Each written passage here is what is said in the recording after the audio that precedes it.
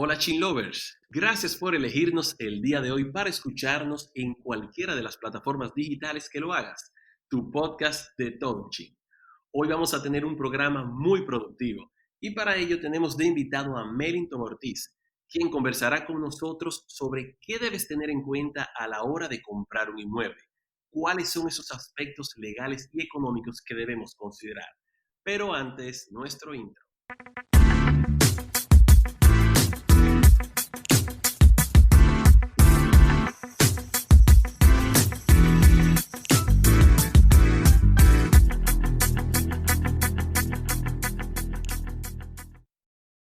Y aparentemente ahora somos los Chin Lovers. Esta es la nueva comunidad. Así es, Rosalba, es un hashtag para nosotros poder identificar a los que nos escuchan a través de las plataformas, los Chin Lovers, toda nuestra comunidad que nos dio una gran recepción en el primer episodio.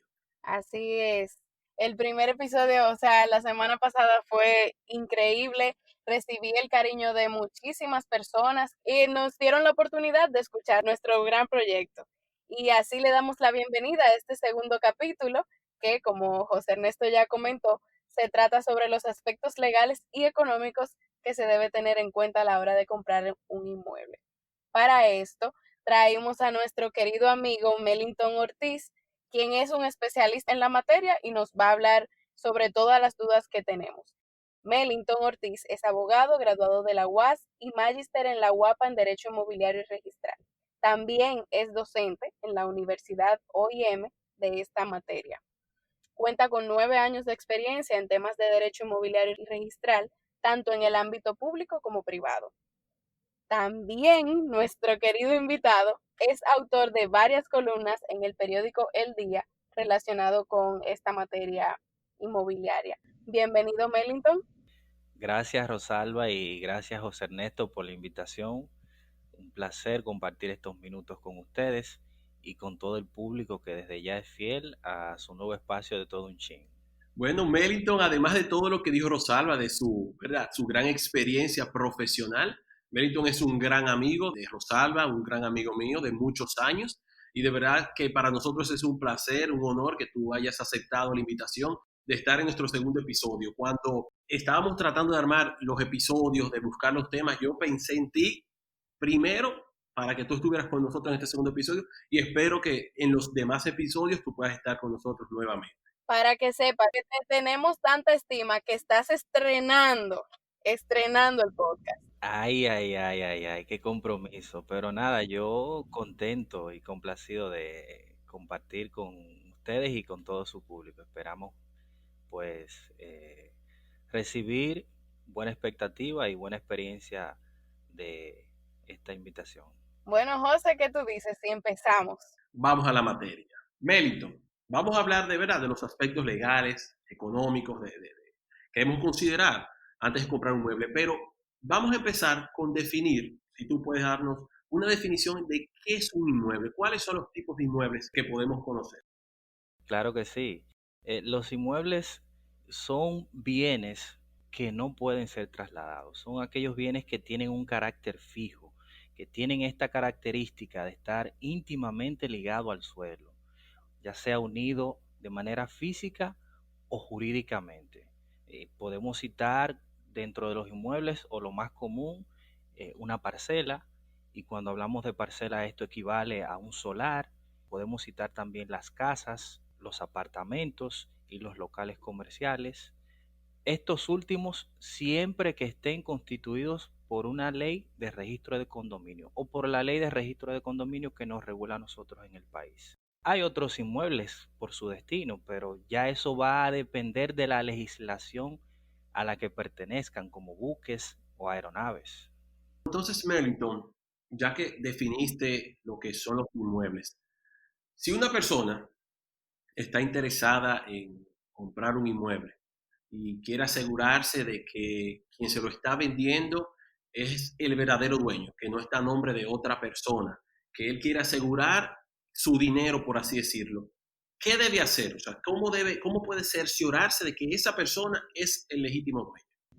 Fíjate, una de las condiciones básicas para cerciorarse de este tipo de condiciones es primero solicitarle a ese potencial vendedor la documentación correspondiente a este inmueble. En el caso específico, solicitarle el certificado de título y el plano en caso de que así pues lo tenga a mano. En el certificado de título pues va a haber la información respecto a la descripción del inmueble, es decir, el nombre que este inmueble lleva, su designación catastral, puede ver su superficie, es decir, va a ver todo lo que identifica legalmente a ese inmueble. Y por demás va a haber también la información del titular de ese derecho. Y ahí podrá notar si la persona que figura como titular en el certificado de título, pues es la misma persona que figura como el potencial vendedor. Puede verificar también los planos si el vendedor así lo tiene a mano.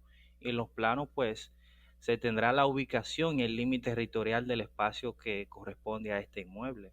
Básicamente, esa es la documentación principal que hay que tener a mano y con la que hay que partir para iniciar un acuerdo de compra de un inmueble. Entonces, yo puedo realizar, por así decirlo, o la persona puede realizar el desembolso únicamente con la presentación de estos documentos, del título. O sea, ya con eso me da la garantía de que esa persona es el legítimo dueño y no hay problema con este inmueble y puedo desembolsarlo. Bueno, yo entiendo que desembolsar estaría muy prematuro porque no es recomendable cerrar el negocio, ya sea firmar el contrato o realizar este desembolso, como acabas de señalar, sin antes determinar el estado jurídico de este inmueble, lo cual se valida mediante una certificación de estado jurídico que se solicita en el registro de títulos territorialmente competente a ese inmueble. Entonces, mediante esta certificación, José Ernesto y Rosalba y todo el público desde todo un chin, se determina la vigencia y la información que recoge el duplicado del certificado de título que ya te acababan de presentar. Y también, y no menos importante, esta certificación te informará si existe o no cargas y gravámenes que afecten ese inmueble. Está por demás decir que a raíz de esta pandemia no hay excusa para que una persona no pueda solicitar su certificación de estado jurídico, ya que la jurisdicción inmobiliaria ha hecho un gran esfuerzo para tener este servicio disponible desde su página web. O sea, ya no hay que ir de manera presencial. Ya podemos hacer esto desde nuestra comodidad del hogar. Así mismo es, José Ernesto, desde la comodidad de nuestro hogar y manteniendo el distanciamiento, podemos solicitar una certificación de estado jurídico. Cualquier interesado, solamente ingresando a la página web de la JI y cumpliendo con los requisitos que allí se establecen. Me surge una pregunta, Melindon. Entonces, tú dices que el requisito fundamental o el principal es que el dueño o quien se presenta como el dueño le entregue una copia del duplicado del certificado de título. Pero ¿qué pasa en los casos donde una persona se interesa por comprar un inmueble, pero la persona, el ocupante, ¿verdad? Porque en términos jurídicos es así, el ocupante que no tiene un título de propiedad, pero que lleva ocupándolo 10, 20, 50 años, su familia vivieron ahí muchos años y él vive ahí también y lo quiere vender ahora. O sea, ¿cómo pasa entonces en esos casos? Bueno, Rosalba, se tendría que verificar si en realidad el terreno que se ocupa no está registrado por esta persona o por ninguna otra, porque se dan casos en que una persona ocupa por muchos años, entendiendo que esto es res nullius, es decir, que esto es cosa de nadie, y resulta que sí tiene años ese terreno de que ya se registró. Y es muy importante esto porque el derecho de propiedad no prescribe. El derecho de propiedad dura tanto como la cosa misma. Es decir, que si este inmueble estuviera registrado, sin importar el tiempo que una persona estuviera ocupándolo, si el titular decide recuperar su inmueble, pues tiene todo el derecho y le asiste todo el derecho para ello. Pero en definitiva, sí se podría comprar esta propiedad, tomando en cuenta que se estaría comprando un derecho de propiedad de la posesión por estar hablando de un inmueble no registrado. entonces esta persona se convertiría en el continuador de la posesión para actuar ante futuros reclamos o si tiene interés en lo inmediato o más adelante de registrar la propiedad de manera formal, iniciando un proceso de saneamiento, siempre que cumpla con los plazos y condiciones establecidas por el Código Civil para estos fines. Mérito, disculpa que te interrumpa, pero me surge también la curiosidad. ¿Hay muchos inmuebles con este tipo de condición donde no hay un título de propiedad en la ciudad, o sea, en el Distrito Nacional, en Santo Domingo? ¿O eso ocurre en pueblos, en campos, no sé? O sea, ¿ocurre eso? ¿Hay muchos inmuebles con esa condición? Fíjate, acá en el Distrito Nacional y también yo agrego en la provincia de Santo Domingo, no creo que haya un espacio en que ya no esté saneado el terreno. Todos los terrenos, ya sea del Distrito Nacional y de la provincia de Santo Domingo, entiendo que todos deberán estar saneados o deben estar ya saneados. Podríamos encontrar inmuebles no registrados en localidades, ya tal vez en San Pedro o San Cristóbal, que es lo más cercano que tenemos al Distrito Nacional. Pero en el Distrito Nacional es imposible, entendería yo, que ya no exista un terreno que no esté registrado, José Ernesto. Muy interesante saber eso. Meliton, anteriormente mencionaste con los inmuebles que tienen título de propiedad que es importante conocer que estos tengan cargas y gravámenes. ¿Tú puedes definirnos al público, para los que no tienen conocimiento, qué son las cargas y gravámenes y por qué es importante conocer que el inmueble que voy a adquirir, que quiero comprar, está libre de ellas? Fíjate, las cargas y gravámenes podríamos establecerlas como, digamos que afectaciones a la propiedad. Entenderíamos que con esto se indica si un inmueble, o más bien si en un inmueble pesan derechos de garantía, como es el caso, podríamos citar el caso de una hipoteca, que es una de las garantías más comunes, o digamos que existen actuaciones sobre el inmueble que de alguna manera buscan restringir el derecho de propiedad. Y en este caso me llega a la idea de una nota de advertencia que alguien pues intente colocar sobre ese inmueble para que no se haga ningún tipo de actividad comercial con ella, ya sea traspaso o inscribir una hipoteca convencional, entre otras cosas. O también verificar si este inmueble en la actualidad pues se encuentra afectado o se encuentra inmerso en un proceso de litis sobre derechos registrados en los tribunales de tierra de nuestro país. Sí, una de esas cargas podría ser también una servidumbre, de paso. Por ejemplo, sucede mucho en las áreas que están cerca de la playa, donde en algún lado debe haber un espacio donde el público pueda acceder a la playa, ¿no? Sí, así mismo es. Esto es muy común. Las servidumbres de paso son comunes precisamente para dar acceso, cual su nombre lo indica, para dar acceso a un determinado lugar donde sea necesario transitar por ese terreno, por esa parcela. Entonces, a esos fines, pues, se obtiene la inscripción de una servidumbre de paso y con esto, pues, se subsana el que, pues, se transite dentro de ese territorio privado. Pero que entonces sí es una carga y debe conocerla quien desee comprar un inmueble porque tiene que saber que no solamente o que no puede hacer de ese inmueble lo que quiera o pretenda porque tiene pues esa disposición de dar al público ese paso o a las personas, no al público, sino a las personas que necesiten pasar al otro lado. Así mismo es. Y es importante que se verifique este tema de que si este inmueble está o no libre de cargas y gravámenes, ya que para saber el estado del inmueble a comprar y así pues proteger tu inversión, es importante ya que las cargas y gravámenes persiguen al inmueble y no a las personas. Es decir, no importa las veces que un inmueble sea transferido, pase de una persona a otra. Estas cargas afectarán siempre al inmueble sin importar quién sea el propietario. Es decir, Rosalba, que si hay un inmueble que está afectado por una hipoteca, yo consciente o inconscientemente compro esta propiedad, ignoro de que existía una hipoteca vigente, pues mi inmueble va a seguir afectado por esa carga, aun yo no haya sido quien contrajo esa obligación. Y mi inmueble va a responder ante el compromiso de no realizar el pago de esa hipoteca.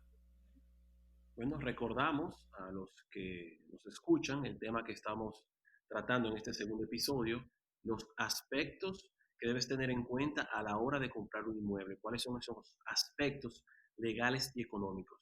Bueno, Melton, tratamos ya lo que son los aspectos legales que debemos conocer a la hora de comprar un inmueble, pero ¿cuáles son entonces esos aspectos económicos que debemos considerar? No solamente es tener el precio del valor del inmueble que deseo adquirir, hay otros aspectos económicos, otras tasas que debo considerar. ¿Cuáles son esas? Bueno, algún aspecto económico que tendríamos que considerar, tendríamos que tomar en cuenta para transferir pues esta propiedad a nombre de quien pues la compra, pues debe ser que hay que realizar el pago de los impuestos ante la DGI. Este pago comprende un valor del 3% de esta propiedad.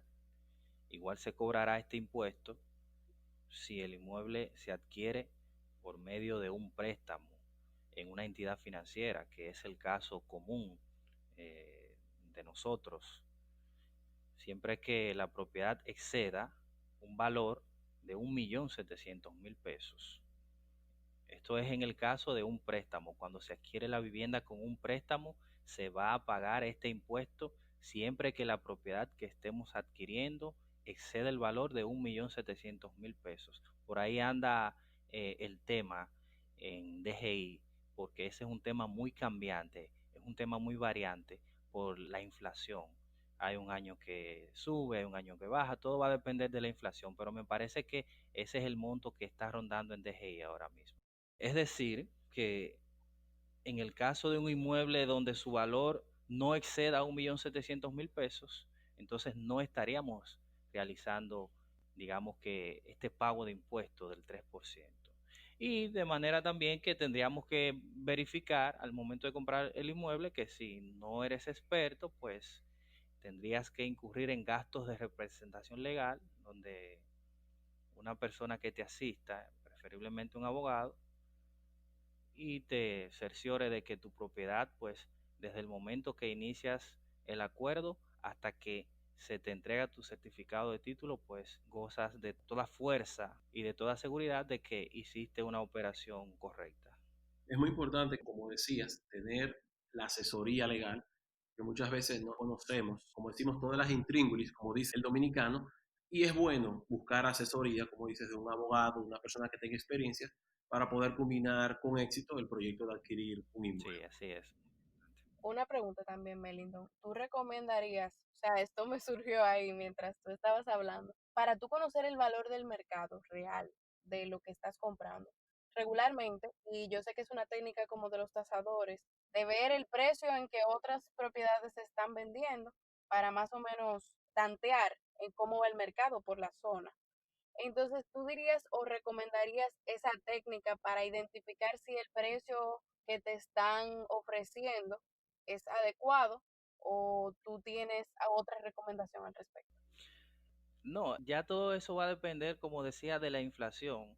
Muchas veces los montos que Impuestos Internos establece no están con la realidad del mercado. Es decir, es probable que Exacto, Impuestos Internos tenga que X zona o X apartamento con X característica pues tenga un valor estimado de tanto, y la realidad es que en el mercado están más elevados.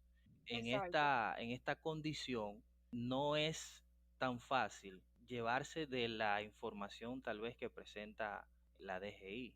Es preferible siempre realizarlo por medio de una tasación, que es un profesional que está actualizado con los sectores y cómo está valorado el terreno en determinadas zonas.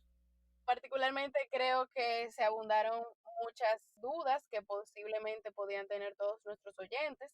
Tú sabes que en nuestras redes sociales o nuestro correo electrónico se llenan de preguntas. Usted va a tener que volver por aquí O sea que, nada, yo espero que haya generado en los oyentes satisfacción al haber adquirido conocimientos y dudas que puedan hacerte ya sea directamente o a través de nosotros y que tengas que dar otra visita por aquí. Salva, y vamos a dejar sus redes sociales, vamos a dejarlas en la descripción para que las personas también puedan contactarle. Mellington, ¿alguna recomendación final? Bueno, una recomendación para ustedes y para todos los oyentes es que antes de culminar, por favor, antes de culminar un acuerdo de compra de un inmueble, soliciten una certificación de estado jurídico, ya sea ustedes o su abogado, si se asesoran de un abogado o un representante legal, soliciten una certificación de estado jurídico de este inmueble para que cuiden su inversión, para que conozcan el estado actual de esa propiedad. Es una certificación que la emite, como decía, el registro de título, quien es el órgano competente de la jurisdicción inmobiliaria para estos fines. Mellington, muchísimas gracias de verdad por sacar un tiempo, unos minutos de tu apretada agenda para estar con nosotros y aclarar, ¿verdad?, dudas sobre los aspectos que debemos tener nosotros en cuenta a la hora de adquirir un inmueble. Muchas gracias de verdad, agradecidos y esperamos tenerte nuevamente por aquí en De Todo Un Chin. Rosalba. Nuevamente, Mellington, muchas gracias por dedicarnos este tiempo y espero que nuestro público haya podido adquirir algo nuevo, algún conocimiento nuevo, si estaban pensando tal vez adquirir un inmueble, como dice Mellington, pedir el duplicado del certificado de título, verificar el precio de la venta, pedir la certificación de cargas y gravámenes por ante la jurisdicción inmobiliaria y pues cerciorarse de cumplir con todos los pasos para sentirse satisfechos al momento de adquirir una propiedad o un inmueble. Para las personas que necesitan algún tipo de asesoría legal respecto a adquirir algún inmueble, vamos a estar dejando, como dije anteriormente, las redes sociales de Mellington Ortiz para que puedan contactarlos si necesitan algún tipo de asesoría. Chin Lovers, esto ha sido todo por este episodio. Estamos utilizando el hashtag ChinLovers para que no se les olvide cuando ustedes estén compartiendo nuestra publicación del episodio con Rosalba, conmigo, pongan ese hashtag ChinLovers para que así nosotros podamos seguir creciendo. Esto ha sido todo. Los invitamos a seguirnos en todas las plataformas digitales, Spotify, Anchor, Apple Podcasts, Google Podcasts, para que puedan enterarse de todos los episodios que estaremos publicando en nuestro podcast De Todo Un Chin. Recordarte, José, que también en el capítulo anterior no teníamos Instagram, entonces nuestro Instagram es de todo un chin podcast, lo pueden encontrar allá, y también nuestro correo electrónico de todo un chin podcast @gmail.com.